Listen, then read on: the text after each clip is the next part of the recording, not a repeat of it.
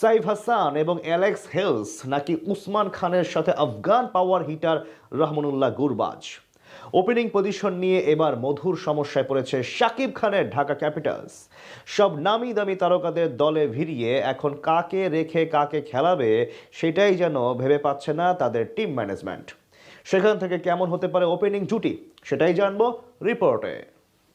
গত আসরে হেভিওয়েট দল গঠন করেও আশানুরূপ ফল পায়নি ঢাকা ক্যাপিটালস। ব্যক্তিগত অর্জনের দিক থেকে লিটন, তামিম, মুস্তাফিজরা ভালো করলেও দলগত পারফরমেন্স ছিল একদম বাজে। তাই এবার আটঘাট বেঁধে প্রস্তুত হয়েছে শাকিব খানের মালিকানাধীন ফ্র্যাঞ্চাইজিটি। টপ অর্ডার থেকে মিডল অর্ডার সব জায়গায় একাধিক বিশ্বমানের ক্রিকেটার দলে ভিড়িয়ে বেশ শক্তিশালী স্কোয়াড গড়েছে তারা। সেখান থেকে এবার নিজেদের ওপেনিং জুটি নিয়ে বলা চলে এক প্রকার মধুর সমস্যায় পড়েছে ঢাকার টিম ম্যানেজমেন্ট। কাকে রেখে কাকে নেবে একাদশ সেটাই যেন বড় প্রশ্ন ভক্তদের মনে। গত আসরে প্রথমবারের মতো বিপিএল এ দল কিনে রীতিমতো হইচই সৃষ্টি করেছিলেন বাংলার সিনেমা জগতের সবচেয়ে বড় মেগাস্টার শাকিব খান।